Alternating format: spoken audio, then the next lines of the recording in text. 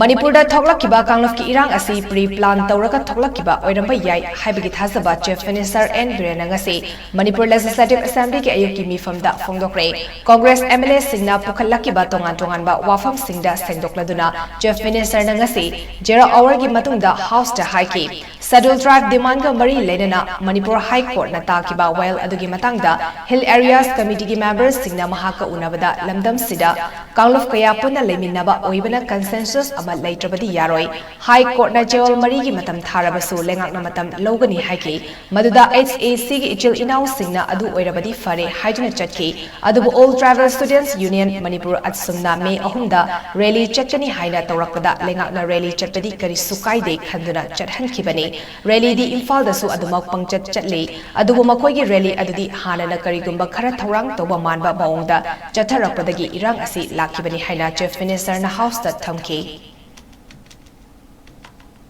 CSC demand committee ki matang se so many difference of opinion lady even the Manipuri Meitei society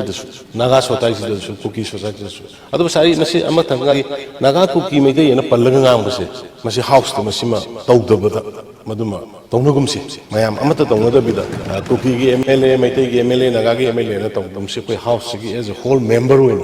koi main taw si ma aduna sa court to the adu tara ko matung da ai fact to ngasi di ai mayam da Manipur gi praja da how to House Library member pun mukdai thamjai honorable member sing Hill Areas Committee gi lai court gi order hit to ba hai ba court ST gi pot se matam khidang ai bi go ai khoi masi object to hai dana adagi ai na hai e court ki sumai tar pani adu ai khoi ngai kho consensus soina ai khoi le min ba ngakani akhoi Manipur da le se Naga khangde Meitei khangde Kuki khangde loina pangan khangde akhoi le min ba ngakani maduna amagi interest songna pot consensus oidana akhoi government thabuk pak to re se Hill Areas Committee members in the assurance people madu hairu matung da Hill Areas Committee gi isilina option si loina han re syam phare didi ai court gi matam logini moina sayul mari haira gasu adugi manu akhoi court phajana salaga akhoi matam logini sidi dispute leba area ni masigi area se akhoi khanana bi matam piu hai gini haira haibadagi Hill Areas Committee member puna maharauna phare sara dudi na hangraba in the meantime all Manipur na rally ma sakani hai ko ni sa all tribal student union ki rally is koi Imphal da so dum chali MSU gi chali Satamay gi chali maina pa chali to dum na adu ki kari gi rally na smaina solidarity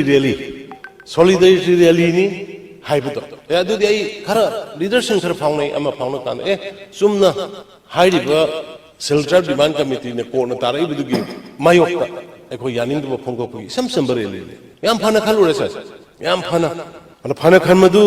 lali hai bu ma lan da du khangdu masai gi thokiba thokdok sing matang difference level da committee mayam ma sem sa honorable Supreme Court ki level da committee ai detail achage even Home Ministry gi Indian government level da so many committee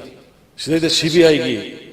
NIA gi mi nifu yang khai officials in tharaga investigation dari daw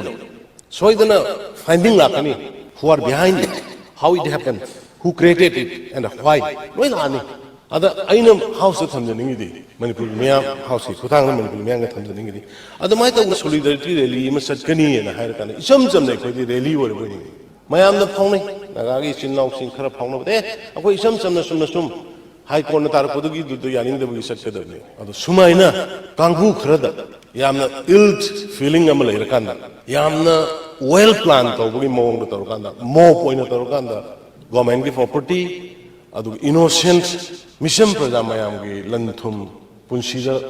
sumain tor kani hai bisi de koina expect to da bhai ta ai house of mission maram di kaino da